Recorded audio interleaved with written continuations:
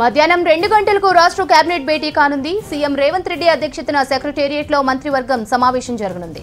Meeting లో పలు కీలక అంశాలపై చర్చించి నిర్ణయాలు తీసుకోనున్నారు.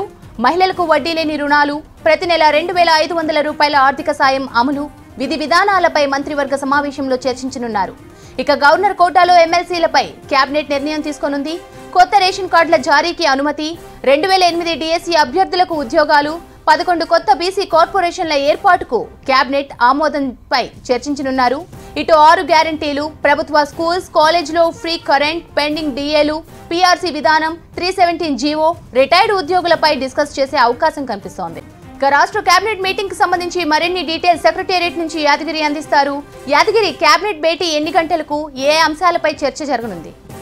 మరికొద్దిసేపట్లో సచివాలయంలో రాష్ట్ర కేబినెట్ మీటింగ్ ప్రారంభం కాబోతుంది. అయితే ఇందులో ఇవాళ నిర్వహించే ఈ కేబినెట్లో సుదీర్ఘంగా చర్చించే అవకాశం కనబడుతుంది.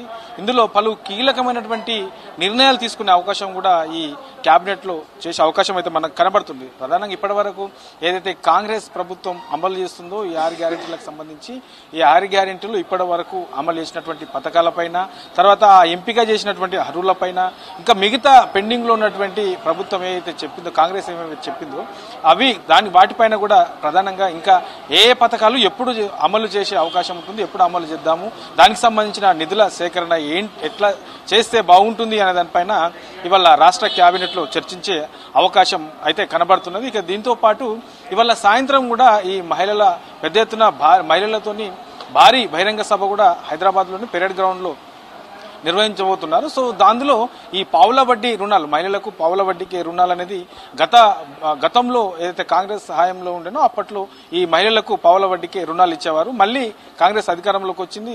ఇప్పటికే సీఎం రేవంత్ రెడ్డి కూడా ఈ మహిళలకు పావుల వడ్డీకి రుణాలు ఇస్తామని చెప్పేసి ప్రకటించారు. కాబట్టి దాని మీద కూడా ఇవాళ రాష్ట్ర కేబినెట్ లో చర్చించే అవకాశం కనబడుతుంది. దీంతో పాటు మహిళలకు ప్రతి నెల 2500 ఇస్తామని చెప్పారు. దానికి సంబంధించి కూడా ఎప్పటి నుంచి అది అమలు చేయొచ్చు, దానికి సంబంధించిన నిధుల సేకరణ ఎట్లా, ఎంతమంది అర్హులు ఉండే అవకాశం ఉంటుంది, దానికి సంబంధించిన విధి విధానాలు ఏంటి అనే దానిపైన కూడా ఇవాళ నిర్వహించే కేబినెట్ లో చర్చించి అవకాశం కనబడుతున్నది. దీంతో పాటు ప్రభుత్వ పాఠశాలల్లో, తర్వాత కళాశాలల్లో ఉచిత కరెంట్ ఇస్తాం, ప్రభుత్వమే కరెంటు బిల్లు భరిస్తుంది అని చెప్పేసి సీఎం రేవంత్ రెడ్డి ఇప్పటికే చెప్పారు. కాబట్టి దానికి సంబంధించి కూడా రాష్ట్ర వ్యాప్తంగా ఉన్నటువంటి స్కూల్స్ ఎన్ని, కాలేజీలు ఎన్ని, దానికి సంబంధించి ప్రతి నెల ఎంత బర్డెన్ పడే అవకాశం ఉంటుంది, ప్రభుత్వం కనుక ఈ కరెంటు బిల్లులు ఉచితంగా ప్రభుత్వమే భరిస్తే దాని మీద ప్రభుత్వం పైన ఎంత అదనంగా బర్డెన్ పడే అవకాశం ఉంటుంది, అది ఒకవేళ అమలు చేస్తే ఎప్పటి నుంచి అమలు చేయొచ్చు అనే దానిపైన కూడా ఇవాళ నిర్వహించే ఈ కేబినెట్ లో చర్చించే అవకాశం కనబడుతుంది. ఇక దీంతో పాటు ఏదైతే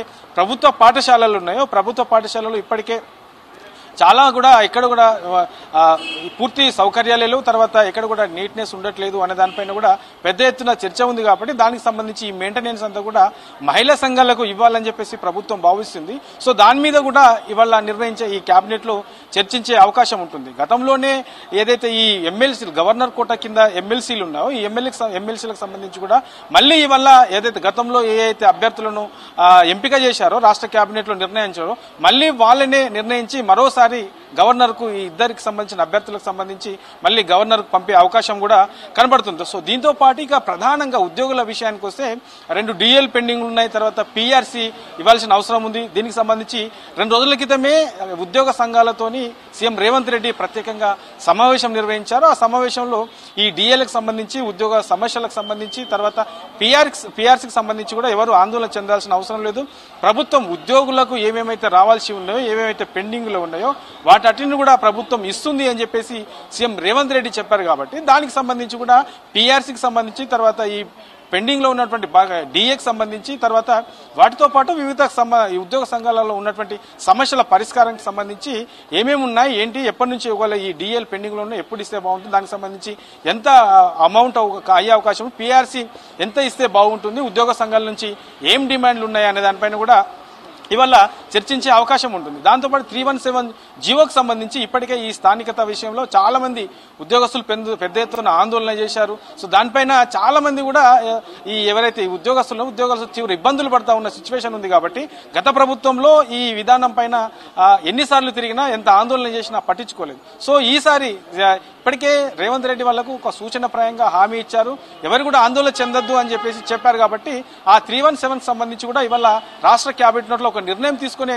అవకాశం అయితే కనబడుతుంది. ఎందుకంటే ఇప్పటికే రాష్ట్ర కేబినెట్ కంటే ముందే 2 గంటల ముందే ఈ ఏదైతే మంత్రి ఉపసంఘం ఉంటుందో, మంత్రిమండలి ఉపసంఘం ఉంటుందో, ఈ ఉపసంఘం కూడా ఇవాళ ప్రత్యేకంగా 317 జీవో మీద సమావేశమయ్యారు. దాంతోపాటు ఆ శాఖకు సంబంధించినటువంటి ఉన్నత స్థాయి అధికారులు కూడా అందులో పాల్గొన్నారు. సో దానికి సంబంధించి ఏమేమి ఇష్యూస్ ఉన్నాయి, ఎట్లా ఎంతమంది ఇబ్బంది పడుతున్నారు, దాన్ని మనం ఈ సమస్యకు పరిష్కారం చేయాలంటే ఏం చేస్తే బాగుంటుంది అనే దానిపైన ఇవాళ సమావేశమయ్యారు. కాబట్టి మధ్యాహ్నం రాష్ట్ర కేబినెట్ లో ఇది చర్చకు వచ్చే అవకాశం కనబడుతున్నది. ఇక దీంతో పాటు ప్రధానంగా మనకు ఈ తెలంగాణకు సంబంధించి తెలంగాణ తల్లి విగ్రహము, తర్వాత తెలంగాణ రాష్ట్ర గీతము, తెలంగాణ గుర్తింపు చిహ్నము మార్పులు చేస్తామని చెప్పేసి ఇప్పటికే సీఎం రేవంత్ రెడ్డి సాక్షాత్ దీనికి సంబంధించి చెప్పారు. కాబట్టి దానికి సంబంధించి ఈ మంత్రివర్గ ఉపసంఘం కూడా ఇవాళ దీనికి సంబంధించి కూడా డిప్యూటీ సీఎం బట్టి విక్రమార్క ఆధ్వర్యంలో సమావేశమయ్యారు. సో దీనికి సంబంధించి కూడా ఎట్లా చేస్తే బాగుంటుంది, ఏంటి, ఏమి మార్పులు చేయాలి,